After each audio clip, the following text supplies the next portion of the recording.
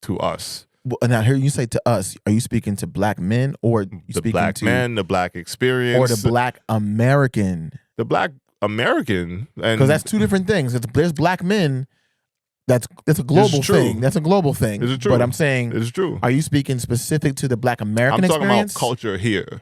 In America. Hip hop culture started in the States, it's from the States, it's gone global, but it's global. It started here. So we talk but about. Does he have a responsibility to speak to, as he's not an American, to speak to the black man American issues when he's not a black man American? No, he doesn't. Okay. He does not have that responsibility. Yep. But if you want to get down with the gang and them, if you're trying to make sure that you are ingratiated into a culture in that way, and you are not, because it's been said, like you was like the weirdo kid at first, like that came into hip hop, and then you got success, and so if you didn't start from the quote unquote culture, and then you start moving in a way with the culture that people are like looking at you funny for shit, and then you coming out and again you making moves that lead to a path of someone either taking a high road or you know,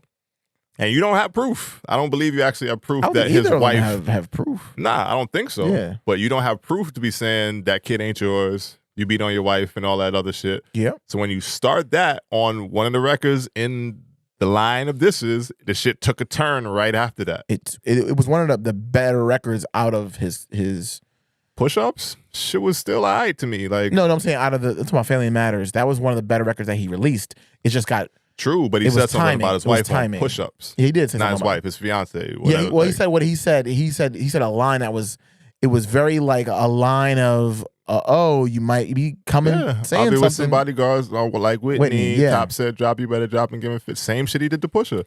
Exactly. I'm gonna let it ring, and on like Virginia Williams, like you like one line, bro. Like no, nah. It's subliminal, and I think that's what he goes to. He goes to the wife, which to me it speaks to his tactic in these battles, and it's not. He did the same thing with Meek Mills when he talked about Nicki Minaj. This is what I'm saying. He always tries to insinuate or make reference to the females that the person he's beefing with is dealing with. Exactly, and that's his tactic, and that's honestly probably what got a lot of people in the game really disliking Drake is because he does that kind of stuff. He's slept with Wayne's girl. He's like he does a lot when it comes with these females, and it's like it's just distasteful. It should be weird, and it's very that's a better way to put it, like than weird. Shit is very distasteful. Like if you moving around, and not to say that like I'm like Mr. Cuff'em, like I've had girls that I've just been sleeping with. There's probably a lot of women that they're beefing with in the industry that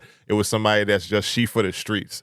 Like I understand that too. That's fine. So I do get the perspective of like, bro, you mad over some pussy if it's from his side of the situation, like thinking that, like, but you know, for me, you playing with women that dudes might actually care about, and I don't know what happens in the DMs and all. Like I can't speak to all that. But when you like talking about women that dudes have said, this is my woman, I'm claiming her, I am honoring her, I'm et cetera, et cetera, et cetera, that's a different ball game. Like just for the streets, and that's your girl, so I'm gonna leave that alone. And for me, if I'm in any kind of disagreement with another dude or whatever, I'm going to leave their wife out of it. I've been in situations where I could have involved someone else's wife into a discrepancy that I had with another man, and I purposely said, let me leave that alone, because I know how niggas get about their girl. Yeah. You know? So if that's your tactic about like how you try to go at niggas, then somebody's going to smack you around at some point, bro. Like stop playing with niggas' girls. I agree. I'm not even arguing that. I agree wholeheartely with you that it's inappropriate to bring in, honestly, anyone's family members. If we're going to keep it on wax, it should be me versus you. Why are you bringing in my people? No doubt. I can't. Nigga, I want all the smoke. Bring it to me and me directly. And that's how it should have stayed. That's how it should have been. And he went out of the lines thinking he had the arrogance, bro. The what's it called? The haymaker. And he didn't. And he didn't masterfully execute. He had the video, which I think was a good touch. Cool have a video. visual. But at the end of the day, when it comes to, I think it was by the time Family Matters was done, I was kind of like, this isn't. I was getting over it Then it was a lot back to back. Meet the Grams came, and I was like, what? Yeah. I was over it. Yeah. I think Academics' reaction kind of like pulled me in a little bit of interest because he was like, what? How could he? What? Nah, y'all lying. He was going crazy. And I think I pulled me in back a little bit because I was just like laughing at the fact that he was reacting the way he was. But then I'm probably the only person that said this. I felt weird. I had to do a little internal like looking into myself. I'm like, why am I, this is when Not Like Us dropped. And I'm like, why am I dancing to a pedophile anthem? This is weird. Everyone I seen react to that song, they're jumping up and dancing. Like, do you not hear what he's saying? You're trying to strike a chord, A minor. Like we're literally certified lover boys, certified pedophiles. Like, and we're dancing. That to me, he gave you education on the third verse, though. He gave you education. I appreciate the third verse with the colonizer and all that, but it was again distasteful, and that's just me being a vegetarian. No doubt. I'm a vegetarian to the beef. I don't want beef. I'm okay. Is there any sushi available in the back? For sure. I'm okay with it. But I was like, nah, we shouldn't be dancing to this. And it's like I like the beat, DJ Mustard Snap. You couldn't help but Song of the summer. I'm calling it. It's like, but at the same time, I had to do an internal check. I'm like, are you okay? Especially, and this is again, if it happens, it happens. I don't know. We haven't seen it many receipts at this point, just outside of the suitcase with the OVO shit in there, which apparently Drake has and his team have a certain amount to like the 13th or something to respond to, or there's somebody getting lawyers involved. Some shit I seen floating around this morning. Not claiming it for fact. I saw it on the timeline. It got I don't know what that's about, but yeah. So supposedly more is going to be revealed. So if there's any actual truth to Drake being a pedophile, then yes, I'm dancing to that shit all fucking summer because you deserve to get called out for the shit you got called out for. And now everybody is, just like if Kendrick comes out to be a woman beater somehow and all that shit. Are you going to dance to Family Matters or something? I don't know. Nah, because it ain't really a bop to dance to. But, you know what I'm saying? Like it's just weird though to dance. No, I feel you. I do feel you. I don't know, man. It's just a weird thing that we are doing as a society. It's very weird times. To it. It's very and weird. It went to a darker place. Like I called it. I said, people are gonna get hurt. This is not gonna. It's gonna stay on wax. Nobody got hurt yet. What you talking about? The security guard got shot. We don't know if that was actually in. Stop. The coincidence that the beef happens and then someone gets shot right after that. We got to be responsible. Oh, so we can do an alleged pedophile, alleged woman beater, but allegedly we can't allege the shooting is related to the beef. I'm not saying it is. I'm not saying it isn't. I'm saying it is allegedly assigned to the beef. If there's never been a shooting at Drake's mansion prior to the beef, and then immediately following the beef there's a shooting, you're not going to convince me anything else. You're not going to convince me anything else. Somebody from that came from Kendrick? No, that the toxic energy that's imbued when you're saying you should die on songs, that energy isn't going to flow into someone acting out and doing something that is violent towards and all Drake. that other shit before. Like we've seen stands. It's just something that to me, when I'm talking about this, because what if that guy is fighting for his life? What if it was Drake instead of a security guard, right? We don't look at the grand totality of the toxic energy that hip hop. Like, hip-hop wasn't born from beef. We never use it as that. Hip-hop is a social change instrument. We rap about what our conditions are in our societies and try to report so we can make change in our communities. Whether it is even NWA, when they was rapping about fuck the police, they were trying to change the police brutality that's happening in the community. I get all that. That is where hip hop was born from, not from beef and battling and all that. That's a subsection that started to happen. No doubt. We're trying to say, oh, hip hop has to be one way. How come it can't be the way it was when it started? And they didn't say it had to be one way. I never claimed that it had to be one way. I think not just you. It's a lot of people like that. No, that's hip hop. That's hip hop. Hip hop is beef. Hip hop is no. Hip hop is social change. Beef is another subsection of rap, not of hip hop. Hip hop, the culture is breakdancing, beatboxing, graffiti, DJing, and MCs and uplifting the community. That's what it's supposed to be about. And then the rap subsection, there is beef. There's, getting your flyest whips and your chains and all. That's rap. There's a lot of which that, is a part of hip hop. But I'm not saying it's not a part of it. But when are we gonna grow to a point where we don't have to say only way you could be a GOAT is if you get part of beefs? Only way you can do, like, we are putting chains on ourselves, locking us into these positions where we can't maneuver or do anything because we believe that we only 50 years old. We only 50, yo. We can change. I mean, I'm sorry, I got on soapbox a little bit on that one. I mean, it's warranted now, seeing where it's gone, Yeah. And I'm not saying I disagree with what you're saying. Yeah. I do think hip hop is a whole multitude of things. Again, it just goes back to, for me, what I said pods ago, where it's why I champion Kendrick so much about being the preventative cause for a lot of the ailments, and Drake being the medicine, over the counter. Yeah. I think both are needed, though. Both are needed, sure, in music and everyone feeling good and all that other shit. But to me, what is now getting called to the carpet is people's character. Yes. And the character part of it, to me, I've always thought Drake's character was a little like fugazi. Yeah. Always. Yeah. And I've listened to his music since 2009. And I've said I'm not gonna say I don't listen to Drake. I told you on here, I said I probably listen to Drake more than a lot of them other dudes because he puts out music at a higher clip. So it's like, all right, let me check it out. Oh, this is a bop, this is a slap. But at the core of the person, when so many people feel like they need to turn on you, like someone has to look at the individual. Yes. And as everyone's been saying, Kendrick is the right person to go about it. If he's going to police anybody, he's right. the one to do it. Listen to the man's messaging. Listen to everything the man exudes. Like, the man said, literally, like, fuck the lyrics. The man he's, at least from what he portrays, I'm not going to say I know this person personally, but all of his messaging, like, I'm with the family, bro. Like, yes, he is. I'm fighting for my family. I'm working for my family.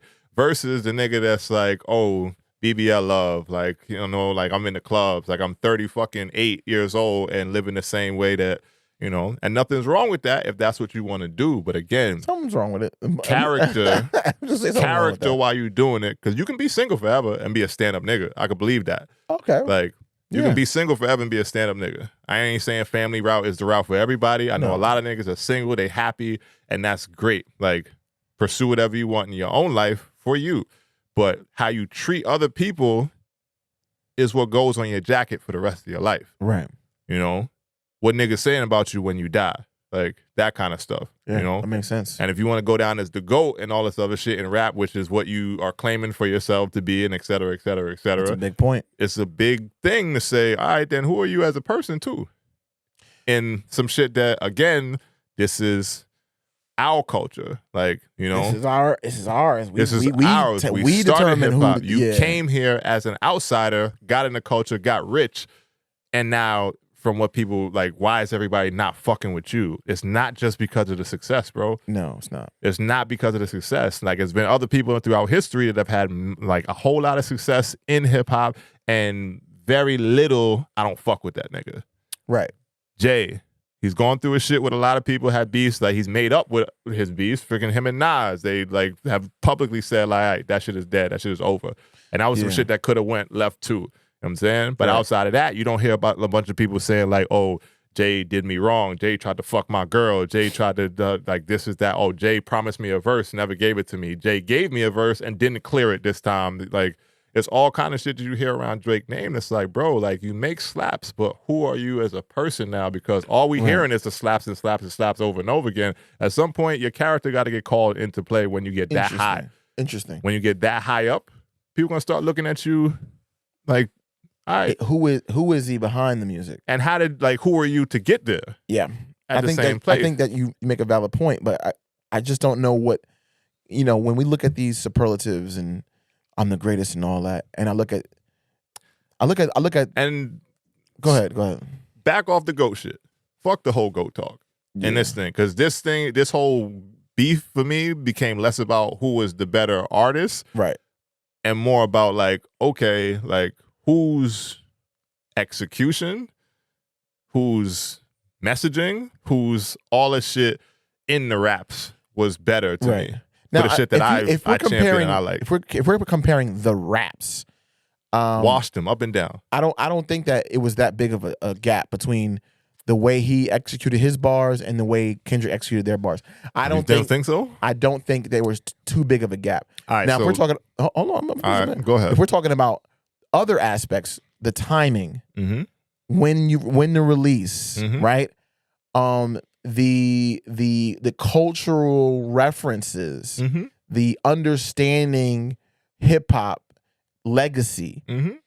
I think these are the areas where Kendrick outshined Drake on a massive scale. And preparation, and not underestimating your opponent. That's big facts. But preparation, I think it was both the preparation, but more so the timing of when he chose to strike. I'm gonna get him while he coming off tour. Exactly. He's like, I got you now. You can't run. You're pinned down, or you think you got something. I got something even more.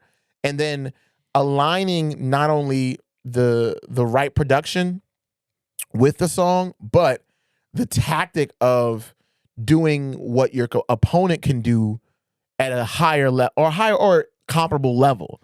That's the DJ Mustard Not Like Us song. I think that's what tipped the scales in the term of how messy can we get in this beef. And I think he got messier. And I think that's what the win is, if you call it a win. But to me, I think it's a loss because we could have afforded an opportunity. Like, again, I'm always of the idea, if two men have a disagreement, square up, shoot the 5, and then you talk afterwards if you have to. But if that's it, y'all gotta kick a fair one, and call it a night. That's how it was when I was in the streets in Harlem. You got a problem, we fight, and then all right, you done? You good now? You got it off your chest? All right, no more. I don't want to hear no more shit about this. It's over. Yeah. And I think obviously in this world, in this realm, hip hop, rap, whatever you want to call it, there's a lot of layers to it, right? But if we're gonna do this for streams and money and all that, you know how much stuff happened in our society, like beyond hip hop, but we were all so focused on hip hop that we didn't even pay attention. No doubt. You know what I'm saying? Like that. To me, I look at the things that we're distracted. We're distracted. Said this whole thing is a huge distraction. I think it's a distraction for some other shit that's going on. And I just look at it and I go, all right, they got it again. They did it again. Because even I was like, and I started looking at the news. I'm like, what's going on? Legislation to what? They doing what? Yeah, I was checking all that shit this week. Bro. Just because it's like, all right, this whole Drake and Kendrick shit took over everything. So what's really going on in the background? Really they're trying to take our attention off of, bro. And they pulled the fast one on us in multiple ways. But this is not a political podcast. I don't want to get into that space. All I'm saying is, get there. Election years. We're gonna talk about it at some point. Yeah, but I just don't want this conversation to slide into there because there's more beef. We ain't even talk about the game and Rick Ross, which is to me a good segue because that's how you keep shit on wax. Like, you think that's gonna stay on wax? Yeah. I don't even think Rick Ross is gonna respond. He laughed while he was eating his Louis Vuitton cereal bowl. So, like, I don't think he's actively going to the studio right now to respond. And if he is, then great. But again, if he does respond, I think again it stays. What'd you think of the diss itself, though? It was a good record. Yeah. It's a good record. I like Game though. I like Game. Game he's a beef nigga, you know? But Game also, again, in his beefs, he can always walk away from them and like piece up outside of 50, because that's different. Yeah, that was a little different. That's different. So, you know, but like he keeps it on record, like on wax. Like, you're gonna throw your shots, of course. Like, you can throw your shots. I think men's appearance jokes, men's like, you know, success jokes, money and all that other shit, and that kind of shit. Like, it's fair play in a hip hop rap diss. Yeah, I guess so. You know what I'm saying? Once you start going at people's, like, the innocence in the situation, that's when you like ignite something in someone and like, I bet now it's personal for real. You know, unless you're just that sensitive, and I don't think Ross comes off that sensitive to me, because Ross knows he's a multi-fucking millionaire with jets. The shit just crashed, and he's like extending his lots and building. Like, I don't think he's sweating. Like, nigga, I'll do this. Like we can go back and forth on the rap side, if we're going to do that. So I'm interested to see if he actually does respond. But I think that just stays. Who would pick as a winner out of this? Again, I'm vegetarian. I don't really care for either of them in this vein, and so this is more of your lane on this one. Mm-hmm. Who you think would be the winner or the victor out of these two bars? I don't really think you want to play with Game like that. Yeah. Yeah, nah. You think Game has an edge? Yeah. Game is a different kind of lyricist, Interesting. And this is getting into like, I like to break down people's like technical ability to rap, which is why I fell in love with the Game so much, because I like to hear what people are saying. I'm all for production, I'm all for the dances and the bops and all that shit, but I like to get into what people are saying, how they breaking it down, your cadence, your flow, the pockets you work in, like how you like inflect. And one of the reasons I like Kendrick is because like when he's rapping, it sounds like he's actually like talking to you. And how people will start talking higher when they get to a certain like feeling or emotion and try to give off that. Like it's the same thing on record. Like I listen to all that shit. Like, I dive deep into the artists and how they are performing on a record outside of everything that's going on around them with the beat, Yep. That's the magic to me, like in hip hop. And I think Game has a specific ability that is very, very slept on.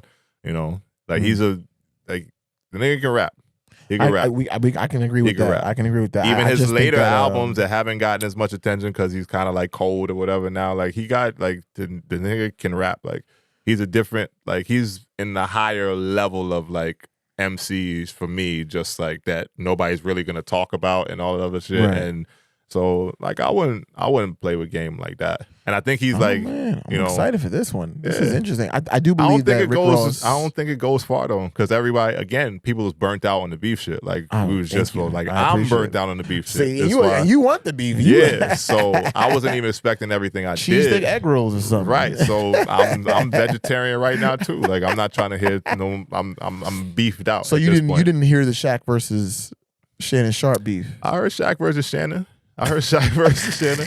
It's a lot of beef, man. It is a lot of beef. Every beef Cat is Williams, man. I blame you, bro. That's what I'm trying to say. Cat Williams started all this. Williams. Everybody want to talk the truth now. We blame Cat Williams. We definitely gotta trademark that. I didn't like the Shaq. I didn't like the Shaq one. I mean, Shaq got raps. Nah, Shaq got raps. It felt very Shaq got raps. Dated. Yeah, nah. It felt very. Shaq did better on the shit that he had with Rick Ross. Speaking of Rick Ross and Meek Mill. The one song they put out that was the lead record off of. They had it. Dame Lillard was on there too. Was he? The remix. Yeah, nice. I forget the name of the song, but Too Much Money and Power. Like I remember the way the song goes, but I can't remember the actual name. But Rick Ross and Meek, they put out a remix with Dame and Shaq on there. Nice. Shaq smashed that shit for Shaq. For Shaq, right. So Shaq can rap. He put out a whole album. Like, I know he's a rapper. Now he's he older, he dated. He's not in the studio as much. You can hear it. You can hear it. So it doesn't sound like he was. I felt like he took it seriously, because I don't think he would have gotten in the booth. He didn't. But I felt like he took it seriously. But I felt like he also is a lot older, and he couldn't perform it the way I think his heart wanted to. Oh no doubt. I mean, you know what I mean? Like he's old. He don't rap. He doesn't rap. So you got to stay at practice with that shit to be able to just turn it on, run in the booth, and yeah, do something. I appreciate him, being entertaining, but at the same time, I respect his position in it. What did Shannon? You know what Shannon said about it? The shit came off of, as we sit here and watch, like we got the game on in the background because NBA playoffs time. We not letting a game go by. Like I'm potting, but the Mavs look like they might pull this one off. But the comment was, well, what started the beef was beef. Whatever. I'm tired of that word too. Yep, there it is. What started the disconnect between two gentlemen was that Shaq, Joker's like we won the MVP again. Joker. Mm-hmm. 3 out of the last 4 years. Yep. Shaq felt, which a lot of people felt. I feel this way too. So on record, I'm saying, here we go. What's up? SGA, you got robbed, bro. Like fuck all that shit. Get out of here. What you mean you got robbed? Bro, he's performed. He has the #1 seed in the conference. So the only way to get his numbers the only way to stellar. The only way to get MVP is if you are #1 seed. No, it's not. Come on, I'm not saying that is, but his numbers don't. His numbers. It ain't like he riding coattails. Ain't like Joker's numbers ain't good either. Right, but Joker is also a big who's won it 3 out of the last 4 years. So, the only time Joker you can win is not if... a guard shooting 50-something% from the field over the course of a season with a high clip from the 3-point line as well, while leading your team to the number one seed. That's saying that you got to be a guard in order to win MVP. No, what's but the I'm point saying the point is that his numbers. One, we talking about like great regular season from him, breakout year to an MVP candidate, was by far like one of the best guards in the league. Well, is he not an all-star? Yeah, but all-star and MVP is a different conversation, bro. Like best in the league. If I'm not the only person saying this, there's a lot of people that feel like SGA was robbed just because, again, the season he's had statistically. I ain't got the numbers in front of me right now, so I don't want to be wrong. Right? But I know he shot close to or above 50% damn near the whole season. As a wing in the league, that's hard to do. It's great. While leading your team to success and then having the number one record in the league. You know? So in the conference, in the West, number one seed in the West. That's a valuable player. We're not arguing I think his value is the is most not valuable player. And again, sometimes the shit just get watered down if you just give it to the same person all the time. Like, not for nothing, it's the same conversations when D Rose won MVP. You thought LeBron couldn't have been MVP that year too? LeBron could have been several years. Exactly. He should have won like more you than can't one. like you shit on other people's hard work when it's just like, oh, just because this team is so dominant. And not for nothing, the fucking Nuggets wasn't that stellar all throughout the regular season. No. It took losses. They lost to the fucking Timberwolves multiple times, which is why the Timberwolves is washing their ass right now until last night. So they got a game. So I think they could have gave it to SGA. I digress because now I'm going too heavy on SGA. I just believe that the fairness is the robbed. I think he lost, but I don't think he got robbed. I think he got robbed, bro. I just look at it like this. I think he got robbed because you can't guarantee that it's going to happen for him again. No, you can't guarantee that. Right. But so when you don't put in enough respect to when people go out there and work hard as hell to achieve like what they've achieved throughout the season, it's kind of like spitting in his face to say, like, I ain't gonna say it's that just like he's good, he's rich, he's a millionaire. He's a millionaire. From a competitive perspective, it's kind of like someone spitting in your face to say, I bet we're just gonna give it to this big nigga again because that's the easy thing to do. That's fair. You know what I'm saying? My counter to that is spit back, nigga. You in the fucking playoffs, go ball out and get yourself a finals MVP. You can say the same thing to Joker. That's it. Like you can't say the same thing to Joker. Use it. Use say that. The same thing to Joker. Use that energy and go get yourself a chip and get yourself a finals MVP. So what started the whole thing was Shaq felt the same way that I felt and told Joker to his face while interviewing them, like, yo, and they got a good relationship. Him and Joker is cool. It's tight from what is being perceived. Like, they have a relationship. Shaq said, like, you know, like, we talk all the time, whatever. Like, you know, I can say this to you because I know we talk. And Shaq was basically like, nah, I thought SGA should have won. Joker ain't taking no way. Nah. Here comes Shannon Sharp inserting his fucking opinion about the situation to say, more or less, in the short form, that Shaq would have been a better player if he'd have worked harder. Ooh. Like that. And that's like the most scarring part of his whole statement. Like, he gave Shaq love, he gave Shaq props, whatever, but then made it seem like, oh, like, you would have been a better player if you worked harder. Even Shaq admitted that, though. Right. Really? True. But, nigga, that don't mean you get to insert your opinion now just for clickbait. Okay. Just because, like, you saying something about a situation and you're trying to make it more than what it really was. I'm not disrespecting Jokic because we got a good relationship. I'm just telling him, this year, bro, my vote was probably for this other person. And that's fine that you won it. Congrats. There ain't no shade, ain't no hate. You are a generational talent. You're one of the best big men in the league. If not and the best. You're dominating. So great. But right now, young boy got it. I think he should have got the win. And it was love. It was peace. It wasn't no like tension or anything around that shit. And Joker probably was like, shit, I wouldn't blame you because my nigga, look at the season you had. I've competed against him. I'm sure that's how Joker probably might feel inside. Yeah. Even if he's like, I'm still the best big man in the league. Like, you know, I don't think he's taking it as a slight that they would have gave it to SGA. No. So Shannon Sharp more or less said what he said about that. And then, you know, Shaq responded on the record. You know, and basically he responded on the record and off the, not off the record, but off the song to say, like, bro, like, you know, you doing everything for clickbait. Yep. I know how you got to the position you got to, insinuating that he was cooning around to get to the place he was at. And, you know, like, and then he was like, oh, it's all love, but bro, like, you know, that's some bullshit. Like, watch your mouth, you know? And then Shannon responded back to say like, oh, well, I only said that because you said that you could have worked harder and all that other shit. And he kind of came at his achievements, Shaq, to, you know, saying you wasn't even as dominant of a player in your own sport as I was in mine, more or less. And Shaq basically said, I never wanted, well, Shannon said, backtracking, Shannon basically said that Shaq wanted, if he could have been in the GOAT conversations if he had worked harder. Is he everybody, in the GOAT conversation, though? Nah, not really. Interesting. I think he does warrant possibly being in that conversation off his track record, but, you know, I don't think a lot of people, you know, the masses are putting Shaq in the GOAT conversation. So Shannon was basically of all saying, time, potentially. For me, hands down, most dominant center of all time, which is what Shaq said after, you know, he responded to Shannon, like with like what he wrote to him or whatever, was basically saying like, bro, I never wanted to be the GOAT. I wanted to be exactly what I was, which is the most dominant big man fucking ever. Like, you know, so I'm good with my career. He did great. So to be you telling me like I should have worked harder, et cetera, like fuck off. Like my nigga, you wasn't even as dominant in your own sport, and I was. So Shannon came back to say on the nightcap with Ocho, he was like, yeah, well, you know, I only said that because like you said you could have worked harder, and you know I feel like you know we can point that out or whatever because you said that, and I know and then said about his own career like yeah, well, you know I'm not the best tight end ever. I think XYZ was better than me. Tony Gonzalez, like giving other tight ends love and shit, was saying I maximized my career because I worked as hard as I can to get everything I did. That's fine. Which is a fine perspective. And I agree with that. Like, you know, he said he maximized his potential, so he's fine with everything he got out of his career. You know, so it was a little back and forth between them. But I feel like Shaq, bro, like you inserting yourself in some shit that ain't got shit to do with you, bro. Like I like the idea that when we have moments where we say things that are hurtful, right? I like the idea that we can come to each other and say, hey, what's going on? I felt slighted. I felt disrespected.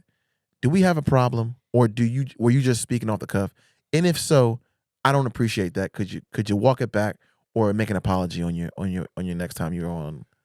That's a simple conversation. In a perfect doesn't world, need a diss track. Doesn't need all that. And I just wish we can get as black men, right? I feel like we can't have conversation. That's why I love coming down here with you. We have different opinions all the time, but there's never no bad blood. I ain't mad at you. I'm like, man, that Dwight. No. Like, no, it's never not. And if he was, then fuck me. No, it's not. But I think that's what I'm looking for from these grown ass millionaires. Like, I mean, and even the MVP, I'm like, when the league doesn't give black men any equity in the league, fuck these trophies.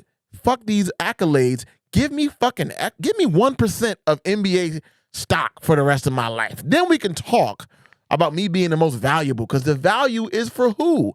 Them white motherfuckers in the box seats getting paid billions of dollars to own a team? That's, to me, we're arguing over trophies that are meaningless in the grand scheme. Legacy-wise, yes, cool. You did it, man. You got that trophy.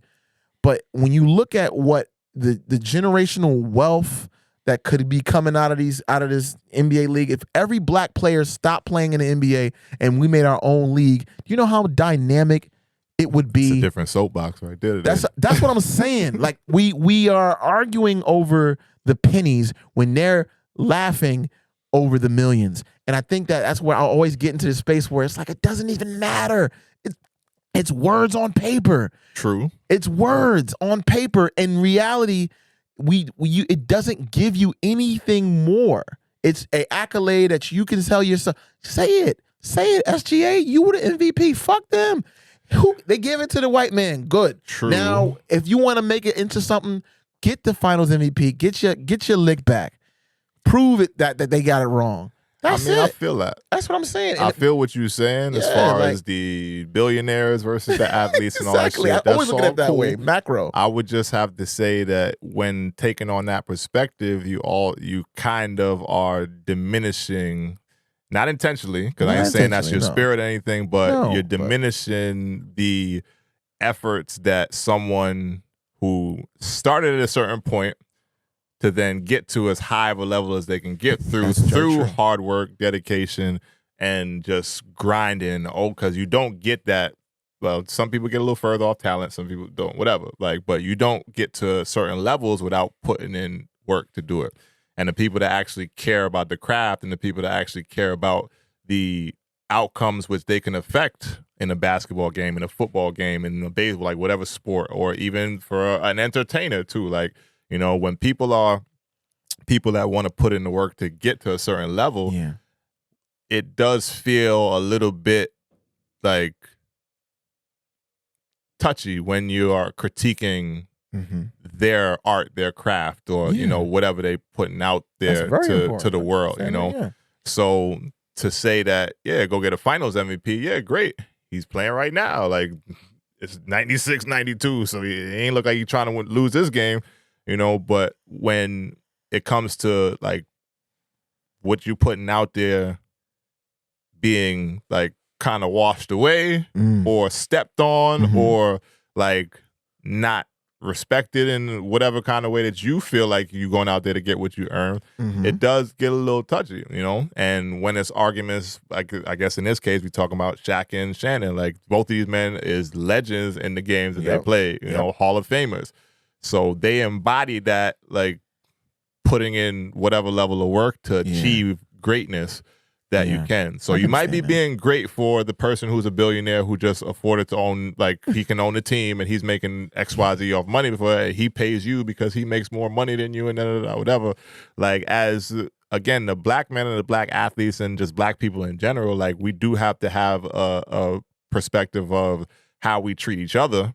Yes. In that, but there's also certain steps to getting there collectively, you know? And I think a lot of that has to be understanding that each person's path to success, when you are a nigga who ain't had shit in his life or grow, like, little by little as an athlete, an entertainer, or whatever, to get millions and millions and millions of dollars to now then be able to have generational wealth and affect others around you, like, that it's touchy, you know? It is. When people are critiquing what you've done to get where you're at and then either discrediting it or, you know, shitting on it or that, like, in that kind of way. And it might just be a disagreement, which is fine, because from this foot, me, it sounds like a difference of perspective. Like, I feel I can call you out because you said you didn't work hard yourself. Like, you know, but also Shaq then saying in return, like, bro, I all I wanted to be was the most fucking dominant big man ever. I did what I wanted to do. So I don't feel no way about that, you know? So it's like really just a miscommunication. I just think when you get to competitive people, it gets very, very touchy when you put a lot out there. Like, you know, the nigga tell me right now, I was trashing ball. I'm say, prove it to me. Like, you know, just because it's like, I know what I did, you know, and I might be washed right now, but I'm still going to carry that same mentality. And again, you got to prove it to me. Like that kind of shit. So I do think that it is touchy with entertainers, man. It's touchy with anybody who has someone who's making billions and billions. Like, it's the same thing. Athletes. Like, you know, there's a lot of people that just go through life and they just like, I bet, well, fuck it. Like, whatever I get is what I get. You know, I'm going to be okay with this. But there's the other people that's like, I'm driven towards greatness in whatever my craft, my field is, and I'm going to try to get as much out of it as you can. When you apply that mentality to anything in your life, soon as people start critiquing it in a way that looks, smells, or feels any kind of disrespectful, it's like a heightened level of like, all right, now my nerve, like, nigga, what? I'm saying that, like that's a fair way to look at it. I just offer a different perspective. My mother raised me differently. She said, you know, as long as you gave it your all, I'm proud of you. And that's where my center is. I'm looking at it. Did I go out and do everything I could do? Did I put my all in it? Did I put my effort 100%? Leave nothing left. If I don't get the accolade, that wasn't my measurement of success. My measurement of success is internal. Is like, did I do everything I could? That I'm proud of what I've done because I gave it my all. If there's nothing left, then they can't say, "Oh, nah, you got robbed." No, I gave it my all.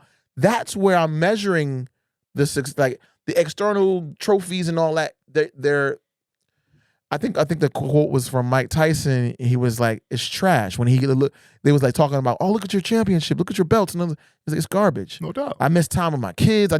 He started looking at it from a macro level after the fact, though. It was after all, you know what I mean? And I think we don't often when we're measuring success, we're measuring the accolades. We don't say, I made sure I was there for my mother and father before they passed away. That's a huge level of success. I made sure I paid the bills of the people that I care about most, and they had to worry about nothing. They was fed, they was taken care of. Like, I just look at it from the perspective that's so different, and then you never hear the billionaires arguing about who was the better MVP. You never hear the people that are in charge of the black players that are, going back and forth and doing diss tracks, or the Lucian Grange, who's the head of Universal. You know what I mean? And you never hear him like, oh, I got Drake in this one. Like, it's like, while we're going back and forth and figuring out our ends in what we're doing, we're missing out on the big picture sometimes of being centered, being balanced in self, being secure, and understanding that true success comes from within, not from the external validation. And I think that's where I'm trying to get, even with these old cats like Shannon Sharp and Shaq, they're still trying to like prove something that should have been proven internally. If something says something about me, I'm like, hey, I'm a giraffe. Cool, man. Thank you. Have a good day. I know it's not true. I'm not a fucking giraffe.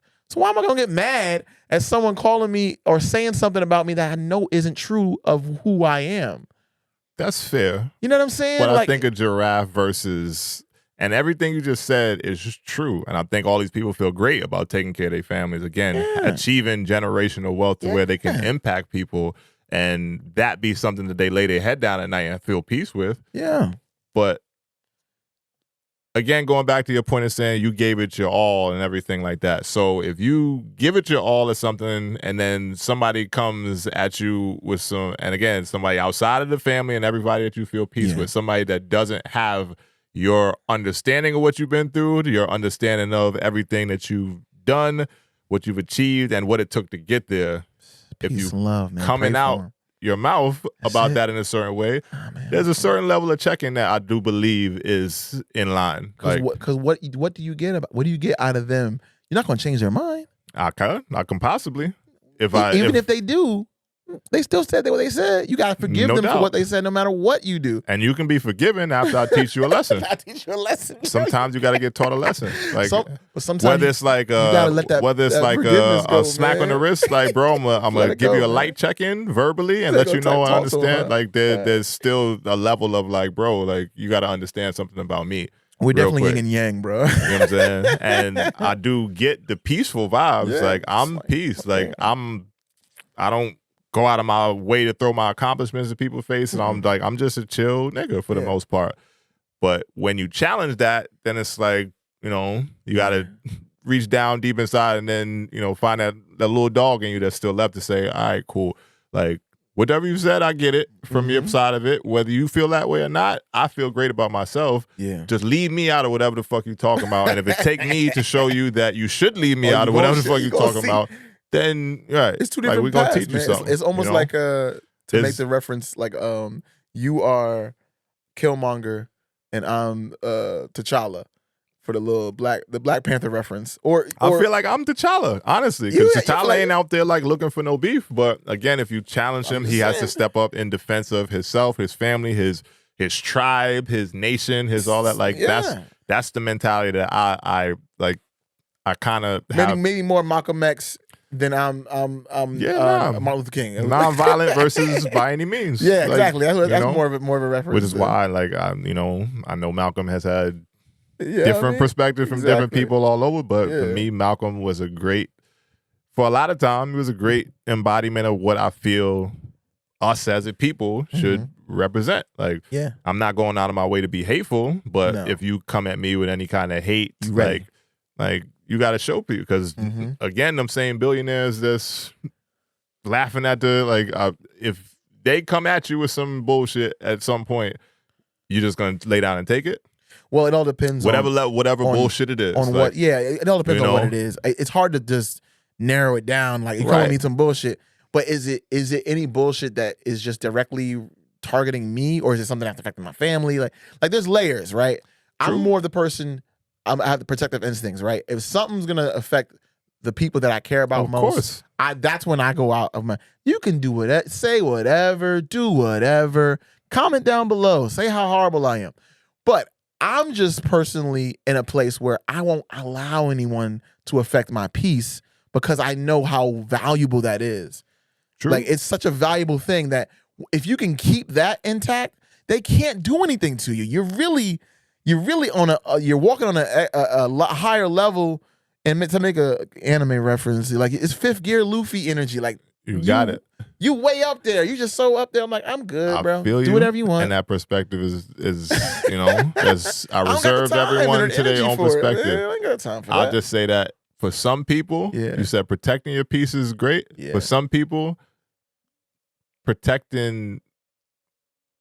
All right, I'm gonna paint it like this. Some people is good with just like say whatever about me. Yeah. And some people are gonna be more bothered that they did not challenge that whatever was said about them, and then they can't let it go internally. Interesting. Because it's like I wish I would have in this situation. Like, you know, and it's my own vulnerability sometimes when it's like certain situations that say simple. Not to say I would do this because I'm elevated past this point in my life. Yeah. It's like the road ragers where someone flip you off. Somebody flip you off, somebody go ham on you, and then for the rest of the day it's like, I wish I would have. Like, really? You got you carry that with you? And you really got to take time to like process that shit and get out of it mentally to say like, I'm cool now, you know? And certain shit stay with you for like a while. I've had situations to where somebody said something on the court to me while I was playing with them, and I was literally looking forward to the next time I played them on the schedule. Yeah. Just because it's like, all right, we're going to see about that lick back, right? We're going to see about that, you know? And not to say it fucked up my whole month or whatever. Like, I couldn't breathe, I couldn't sleep, I couldn't eat but there's certain times where the peace comes from like, let me settle this. You know, no matter what the outcome is, I might go out there, we lose the game to these people again, whatever. But whatever the outcome is, let me settle this and see. Yeah. Like, for some people, that is the peace to say that I responded to the situation in a way that made me feel good about the path forward. Right. Because now I don't got to worry about like, okay, this person may feel, think, or whatever without being challenged in a way that's sometimes respectful. Yep. Like, I'll be at work sometimes and somebody say some shit to me that's just like, I got to go home and think about this shit and figure out how to respond to this person and all that other shit. And while I'm at home, it's like I cannot wait to figure out what I'm going to say because something has to be said. Like, the peace comes from, let me check this shit and then I'm good, you know? I challenge that. I challenge that, but I hear you. No doubt. That's one way to get it, but I think that there's a way to internally give yourself the peace, man. True. You make your own reality, bro. If you because I genuinely believe that the world is a beautiful place that is going to give you back what you give it, right? If you put out the positive, you'll get the positive. And it's not going to be in a nutshell. Of course, there's tough moments. There's bad news. There's evil in the world. We're not going to escape that, right? But the combatant to evil, if someone is trying to throw fire, you don't throw fire back. You throw water, right? And the same is true when someone is being that way. I throw love. If someone's flipping me off, I say, I'm sorry. I forgive you. That's it. No doubt. And guarantee you it's over. They're like, what? I literally done this. I'm so sorry. I'm like, look, when I'm driving around, I'm just. That's great, man. And then I know it's hard because you're listening like, what? He just cut me off. The only time I can't contain it, and I'm still working on it, is when I remember, I can give you an instance. We were at club in Wilmington, and drunk dude bumped into my wife. And you know I was about to lose it. Yeah. You know what I'm saying? And she was like, babe. I'm like, nah, he literally something has to happen now because you hurt the people that I mean, it got to be a conversation. Exactly. So that's, to me, it ain't got to get escalated, but sometimes. The only time in my recent memory, and this is the newfound, you know, Waldo. Old Waldo, I was right there with you. Somebody do something to me, I'm doing something right back. Step on my sneaker, we at it. Like, to the point now where I'm like, and to not to cut you off, but I'm not saying it got to go over the top every time. No, matching is what I used to do. I'm just saying, not even matching. Sometimes it's just like, yo, like, you know, again, and even in the situation like you saying, like you saying, hey, I forgive you and all that other shit. To me, it's just like, bro, like say somebody.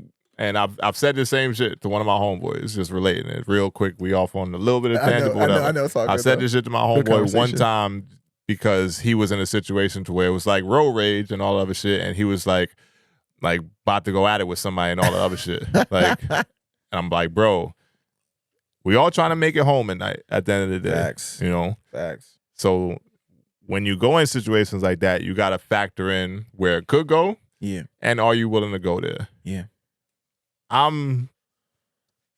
Will I get in a situation if I have to? Of course, but I'm not actively seeking that. No.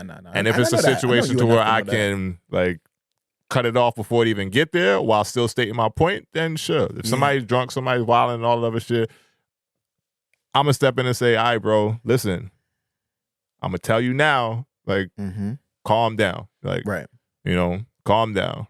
Because from here, it goes to a different place, you know? And that's just basic level of just, you know, trying to diffuse, trying to whatever, you know. So there is levels of that you're willing to go to. If it's to the 10, I'm willing to go to like maybe like a 4 or 5 on a regular basis just to prove that I need to respond to shit accordingly. You know, certain shit just got to get checked with me. You know, but outside of that, it's just regular chill. Like I'm not violent. I'm not. No, I never would put that. You know, like that. I know you're not. I'm just making it clear for the listeners and the viewers that to me is like the competitive side of me and the stand up side of me is like literally certain shit just got to get checked. And sometimes it's a conversation. Sometimes it is just it got to go to the violent level because the opposition is just literally going over the top, and then it's time to protect yourself. Yeah. But then for the most part, it's like certain shit just got to get checked, and that's it. And sometimes the peace, back to what I was saying for certain people, is like, let me handle this because it's going to bother me later, you know? And that's respectful. And as long as you keep it in that lane where you're talking, not, I mean, even when you go to physical, I know I say, hey, you want to kick a fair one? Real quick, let's get it out. Let's get out in the mix. Let's do what we got to do, and we shake hands. Do that with people nowadays. The people carrying guns, they shooting, like, you know, them days is over now. You know, I mean, it all depends on the context of the situation. But what I'm saying is, there's been moments where I was at parties when I was younger, and we just had a fight right there. It got squashed. Younger days, younger days. That's what I was doing. I was like, all right, let's fight then. And I'm not even saying I'm the best fighter in the world. I've lost some fights, no doubt. But you was there for the fight. I was there. I run. I'm not run. Like, and I think people understand. Like they hear me saying be peaceful and all that. They think it's like you being soft. No. It takes a lot of strength to walk away. It takes a lot of strength to not do what your first instinct is, and to be aggressive and to react. To walk away from a situation and to swallow pride, it is not easy. No, and ain't an easy feat. So I say that to preface, like, I'm not saying even harder for me. You could. I'm gonna be a punk. You know what I'm saying? And you gonna just punk me. What I'm saying is, I don't allow your words to carry any weight or any take up any space in me internally, which is two different things. So I don't know. We talked about it enough, man. You got no doubt. You got that, man. Peace and vibes to everybody. Peace and love, man. Peace and love, man. We do not promote violence. Not at all. Not at all. We do not promote, mud slinging and all that other shit. But if you sling mud, I might sling it back. So he ain't gonna sling it back. That's fine. No, I'm not gonna sling it back. It's okay. For me, I now if it hits my family, we got a problem. Yeah, all all the bets are off. But I was gonna say, since we know you are a retired professional basketball player, I want to know what your position is. Since we talked a lot about the NBA on a macro level, getting into the nitty-gritty, just the game itself, not no owners, not like that. Yeah. What's your opinion on what's going on with the playoffs right now? How you feeling? Let's go Knicks. Okay. Told you. Knicks. I said Knicks at 5, Knicks at 6. Sounds a little bit better. And we in the midst of a dogfight right now. Yeah, it's our roster is depleted. Roster is very depleted right now. And I don't know. Dante DiVincenzo, though. He's still been Yo, this guy performing, man. Is he the best basketball player of Delaware? That's tough. I'm sorry, I threw that on you really, really unexpectedly. I'ma still go with Bones. Bones over Don? Okay. Yeah. Let me hear that. justification though. I ain't gonna go too hard because they wasn't even on the topic list, but you know. I know, but you just said it. Like, how you gonna not have me react? I'm gonna go Bones over Dante. Why? Bones is a more skilled player than Dante. Dante's a way better shooter. I'm gonna give him that, but Bones is a little bit more skilled. Well, a lot more skilled. I'm gonna say that. Is having more skill make you a better player though? Or is that just one notch in the... Having more skill makes you a better player. Your role with your team is also dependent upon your skill set. Interesting. So you're saying one-on-one Bones would get him, but in a team dynamic, he's outperforming Bones. Yeah, because Bones don't play. Okay. Bones, he had a career high early in the season when they gave him some minutes. They're sitting, I think they sat, Kawhi was out, freaking PG was out. I think James Harden, I ain't remember, but he was out there and he played a lot and he put up a career high. Like, but that don't happen if you just like, you know, I know you got to get hot to do it, but Bones is like, he's showed flashes of like, I'm skilled. Like, should he be on a different better ball handler? Better, is that the problem? Yeah, it's opportunity. The NBA is all about preparation and opportunity. Yeah. Like last night, freaking Knicks. They haven't played Alex Burks in weeks really like that. He goes out in the first half, puts up 13 points.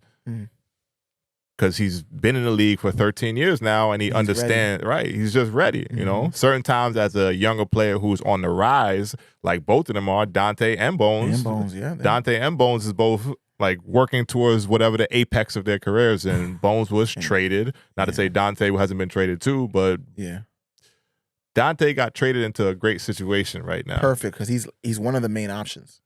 Roster is depleted. Yep. Julius Randle hasn't been playing for months now. Yeah. You know?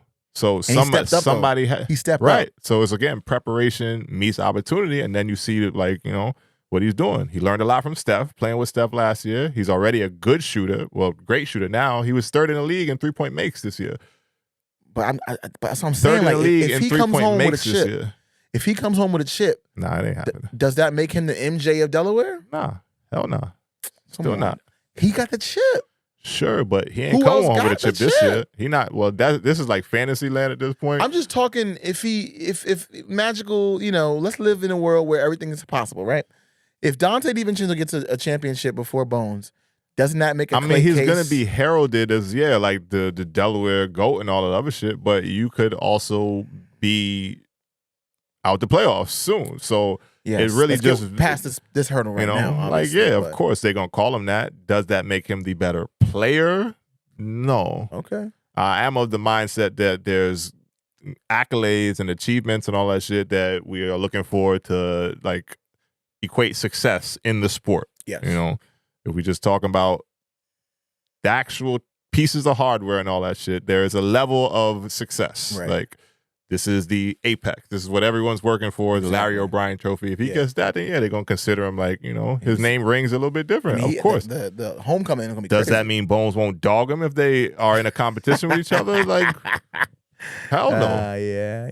That's a good point. No. That's a good point. I'm going by the eye test. I'm going by what I know, I see, and as, like, you know, Dante can't handle the ball like Bones. Dante can't pass like Bones. Dante can't finish at the rim like Bones. The only thing he can do better than Bones is shoot the basketball. That's a big point. Which is a valuable thing. Yeah. I'm not saying it's not valuable, and I'm not saying he's not killing it. Again, you don't stumble your way into third most makes in the season behind two like legends. Yes. Like, you know.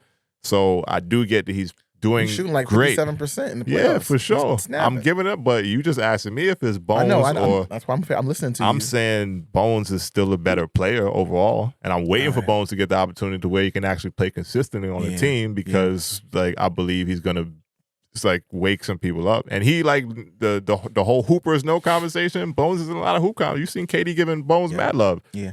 Mad love because he almost put up like he was putting up a career high. He was going, I think, for 40 or 50. I can't remember how many he scored that game. Nah, Bones is I'm blanking. Bones is but either super way, talented. like, I just wanted to have that brief conversation. Yeah, Bones all day, and not just because I'm riding with the brother, but I do think that he's actually. I think he's actually a better player than Dante. I think it's great to see both of them right now. Yeah. Dante, you from Delaware, you doing it for my Knicks, so keep on shooting that shit like that, bro. You better come out and shoot that shit like that next game because we're gonna need it. I'm excited for the Knicks, but I'm nervous for the Knicks at the same time, bro. This series, I'm a little nervous. I get worried. OG went out. I don't want to get my hopes up. I just like because I can't. My hopes is Eastern Conference Finals, and that's it. Once they get to the Eastern Conference Finals, I'm washing my hands with it, and I know it's going to happen because they're not going to the finals. I'm not stupid. I'm not like the naive Knicks fan who thinks they can go all the way. They can't go all the way with that roster. Interesting. No way. And if they did, it'd be Allen Iverson again versus the Lakers. Like literally, it'd be that. Yeah. What about the Minnesota Timberwolves? Minnesota series? I don't know, man. What's your heart and your eye telling you on this one? My heart and my eyes after last night, I would say my heart and my eyes is telling me that Minnesota is still going to pull this series out in possibly 6 or 7 games. Interesting, even though they lost. Yeah, they lost. But you saw something. What'd you see? The game they lost is the game to lose, I think. Like game 3. After you got, like, not to say you take your foot off the gas pedal, but historically, like, that's the game to lose because you already got 2 in your back pocket. Yeah. And then the third game, you changing cities, so, I just think it's whack that it was game 3. All right, whatever. Either way, game 3 is the game to lose. Right. I ain't gonna go too deep into it, but either way, I think they come back. I think they bounce back. 5, 6? I think 6 or 7. 6 or 7. I'm not gonna sleep on the champs. You got to beat the champs to be the champs. Beat the champs, yeah. But the way that was their first loss of the postseason. That's very valid. Dealt with 3 top players in the league with KD, Devin Booker, and Bradley Beal, who's not anymore. He's washed, in my opinion. You think Bradley Beal's washed? Yeah, he washed, bro. He gonna play. He gonna washed, or just like injuries, bro. I know, but I think he still has some. Okay, you can start to see when players start to lose that step, and he's on. Not to say that he won't have a job in the league, but I think he's on the decline as a player. Wow, injuries, bro. Like injuries, they matter. Like and then just not being in the right situation, which doesn't have the explosiveness, doesn't have that, and just is a bad team right now. I think he's on a bad roster. Like outside of KD, Book, and Bradley Beal, like their roster is bad. Coaching doesn't fit the roster. So, but that's outside of the point. But personally, whatever the Timberwolves are doing at this point, I think is gonna put them in place to hopefully be playing against the Mavs in the conference final. Yeah. Well, I mean, you just said what you said because the Mavs just won, so now they're up 2-1. Facts. What is that? You're saying that we're gonna go to 6 games with the Mavs?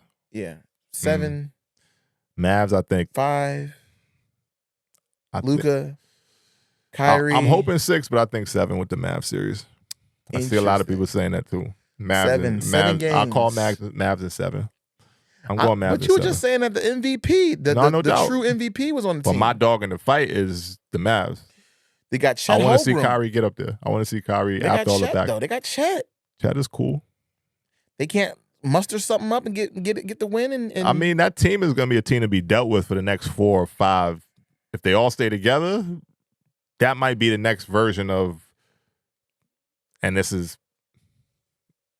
It ain't that actual statement that I'm saying. So give me some, I ain't putting it out there like that, but they could be like the next version of Golden State, I think. That's a lot. In a few years. That's a lot. In a few years. Not the same style of play, but I'm talking about the dominance on the conference when you get a bunch of young talent that's great, collectively stay together with the right system and the right everything around them. Someone that's going to disrupt that once he gets the right pieces. Who's that? Talking about Victor Wembanyama. Well, we got to see it coming before he gets the right pieces. It's going to shut down a lot of shit in the West. Yeah, but they got to build a roster first, which is going to take 2-3 years. That's what I'm saying. You said for the next few years. Right. I'm saying and OKC ain't getting they ain't getting that much older. They all young as hell. They're young as hell. But I'm saying if you put Victor, who's young as hell too. It ain't his time yet. And you get a few more pieces around him, they're going to stop a lot of that. I said 4 or 5 years. It's going to take Victor about 4 or 5 years to get to the point where he can have a team around him that's going to dominate well enough to make his case for, like, you know, 1 MVP and 2 team success. What if San Antonio throws some good money to LeBron and say, come on over here? For a year or 2? Why not? That's going to fuck up the 4 or 5 year window that I'm talking about. LeBron's out of there in a year or 2, so I'm not bringing LeBron to then fuck up the trajectory of my roster for the next 5 to 6 or 7 to, like, no. So you can't put LeBron. No. Who else is free agency? Who else is free agency coming up this next season? I'm trying to think about who would be available, because they all gonna. Is it Victor playing? He's not playing on USA. Victor? You mean the Olympics? The Olympics. He's French. Yeah, I know, but he's not playing that. So I think he's gonna play for France. Is he? I don't see why not. I don't know. I haven't looked. So what I'm saying is, Bron is a master maneuver kind of guy. He's making his plans, figuring out his angles, figuring out where he can go. He'll have that decision before the end of the summer about what he wants to do for his future. Bron is a free agent. My bad. I knew that. I don't know. I blanked, but he's about to opt out of his contract. He has a player option coming up, I think. That's what I'm saying. Paul George is a free agent. Paul George, LeBron. He's not going to San Antonio. Who else? I mean, let's look. There's a lot of people that can slide out of there and go make a play and come together with some nice pieces. Guards. Jose Alvarado, Mike Beasley, Patrick Beverly, Bruce Brown, nobody notable. Katavius Caldwell-Pope. He does have that's not a bad little option. DeMar DeRozan. I think DeRozan could be a good piece on somebody else's roster. It's a good James piece. Harden, notably. I wouldn't want to do LeBron and James Harden personally. I don't know.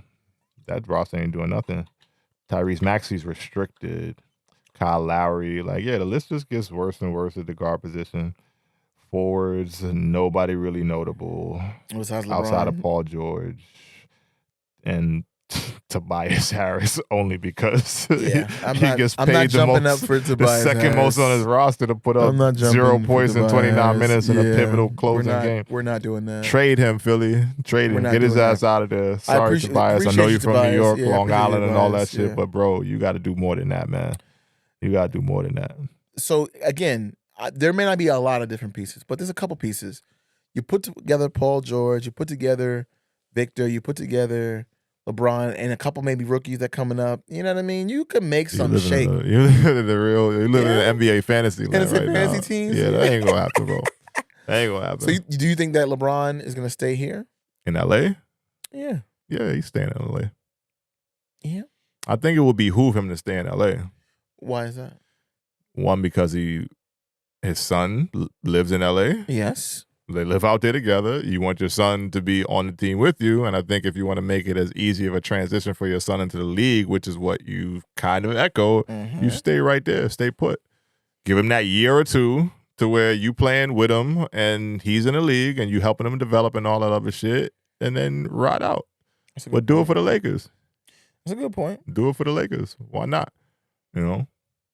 That's about all you're going to do for the Lakers at this point. Yeah, but the Lakers are, I think the franchise needs a little help. Yeah, I don't know. I'm not trying to come at Jeannie Buss, but I think that she's trying to hold on to the legacy of Lakers without realizing that it takes a lot more than just controlling the money. It's more than that.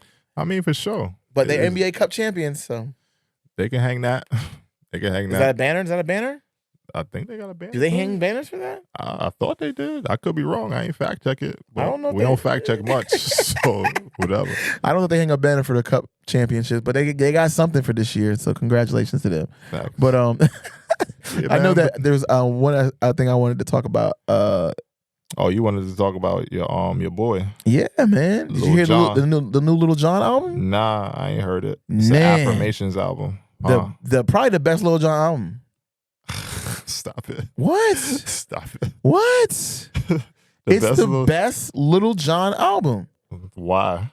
Because it's the one album that after listening to it, it made you feel all bubbly on the inside. It'll improve your mental health, get your chakra aligned, make you a better person. You talking about best for you, not best album. That's arguable. If what's best for you is the best, I think that's an argument. That's the health and wellness piece right there. That should be in line, personal trainer. I mean, I'm all for health and wellness. You know what I'm saying? So I'm looking at it. The best album would be the one that makes you feel the best. I mean, sure. I haven't listened to it, so I don't know how it's gonna make me feel. Other than I'm not really checking for Lil Jon for affirmations, but I'll throw it on. It's maybe fire. during a morning meditation or some shit and see how I feel. It's a shock because you would think that Lil Jon, what does he know about meditation and all that? But I think he partnered with big, man. Someone in the space it's big. And made the album. And I'm not sure if he made all the production or the sounds on it, but either way, it's a positive album that really encapsulates how far as a culture, hip hop culture, we have expanded beyond what I think Andre 3000, the same thing. We did the instrumental album. I wasn't trying to hear that shit. I know. It's I'm not. Sorry. I wasn't trying to hear that shit. What we're used to. That's not even hip hop. At least this album, it's not hip hop either. It's not. Is he's talking on the record? He's talking, but he's not rapping. Maybe not, but I mean, whatever.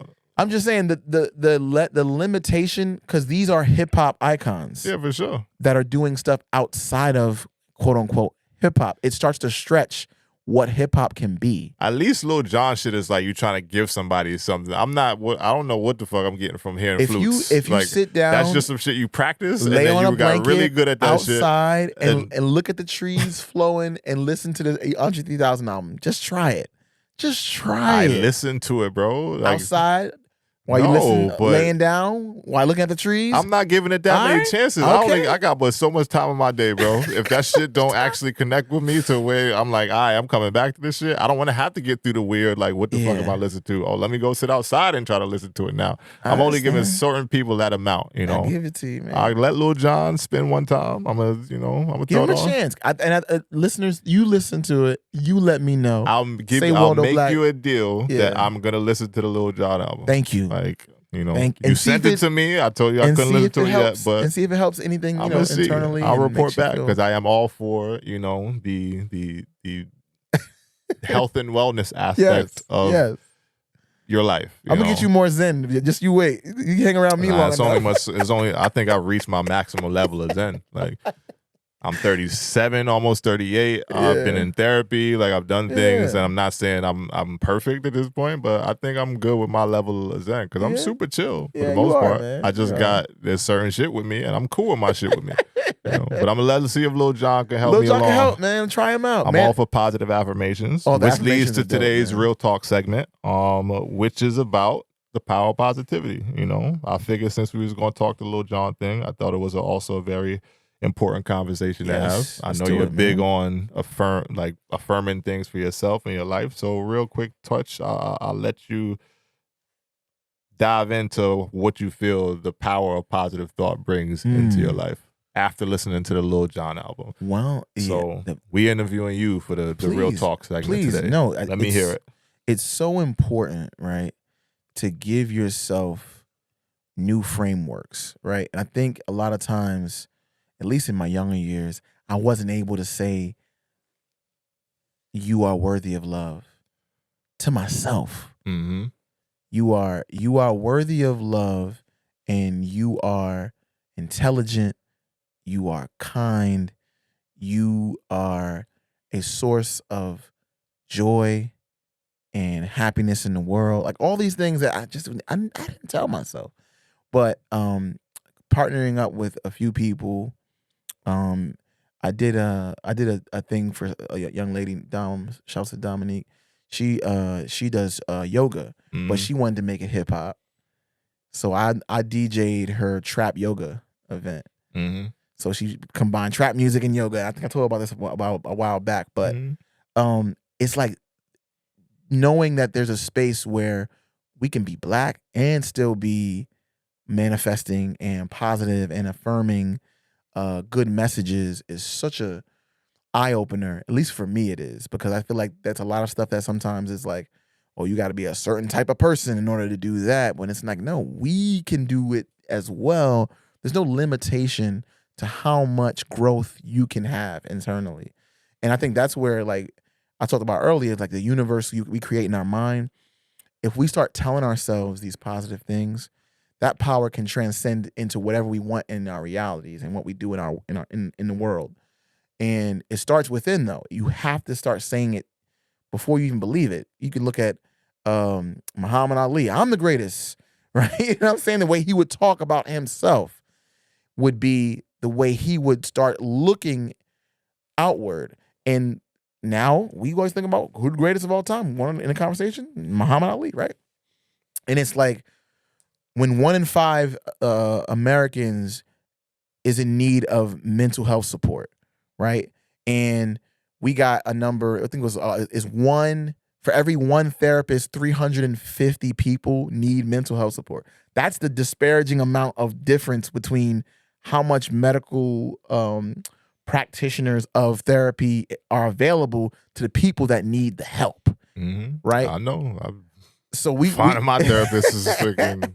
It's hard out here, yeah. Especially when you want to have it like tailored to being an African American or a minority, and can understand the issues and situations that you are faced with. It's hard. So if you can do anything, whether it's just being an ear to somebody or just start talking to yourself more positively, so you can knock out all the negative talk, negative self-talk, and the self-doubt, and all the other things, the weaknesses that you always can highlight. Oh, I'm not doing bad. I'm not doing enough.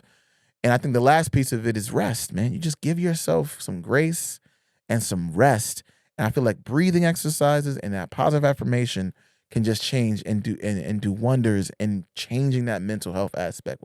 Fact. So I'm sorry I went on a little soapbox on that one too. No, it was real. Box breathing. Box breathing is definitely, just my little tidbit to add on to that conversation. Since we talk about breath work. Yeah. Box breathing is great for you in a lot of different ways. Google or YouTube or whatever you down for, box breathing techniques, benefits of box breathing, and it will definitely start to change the way you feel things in certain situations and just in general. If you do it every single day, you do have a lot more level of, zen and calm and all that shit that Waldo be preaching. I be preaching. Come on, come on now. But yeah, we're gonna wrap it up on that, man. We had a great conversation today, and glad to have you back on the settings. Appreciate one time for the gang. EFS podcast, the realest podcast in the world, number 1 podcast in the world. I guess if we say that and we affirm it, then we will one day eclipse the Joe Buttons, the Joe Rogans, all those the Joes. people, all the Joes. Why it's always a Joe with a fire? Right? It's always a Joe that somebody's like, I don't know. Yeah, man. we got to take these Joes out little by little. But I wanted to say I do have quotes. You got a quote? Quotes. I doubled up on this one because in honor of Corey, I got a quote from him. I bet. And then the other quote I had queued up. But this quote's from Corey Homicide Williams. Identify your strengths and find places where you add value. Facts. Identify your strengths. I've heard that one. I've heard him say that one. And find places where you add value. No, that's a big one for sure. And then this other one, I'm gonna give you guys. This ain't gonna take the heat off you, bro. It's still right back on you bi-weekly. It's all good, bro. It's all good. I'm doubling up just because I was gone a week. You know what I mean? I'm doubling up. That was my week. That was my week. But you could double up. The week before that, I used what's the name's quote. Remember? I used. Facts. I used Dom's. Nah, you're right. But the best way to not feel hopeless is to get up and do something. Don't wait for good things to happen to you. If you go out and make some good things happen, you will fill the world with hope. You will fill yourself with hope. That's Barack Obama. Fire. One time, One time for the gang. Yes, sir.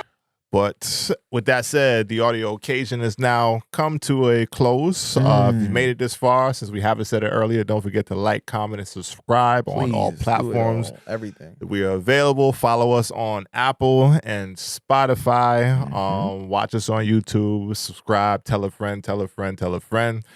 Self-promotion season, because I do realize my weakness is self-promotion. I don't like asking people for shit, but my next growth as an individual is to start really going hard to promote this thing and make sure that people understand we here. We ain't going nowhere. Yeah. And as always, a podcast for self-starters and those willing to make the most out of any situation. Stay great. Be great. Take care of yourself mentally, physically, and all things in between. And we will catch you for another episode. 15 coming up, 14 out of here. Peace, love, vibes. Later. Hey, we out.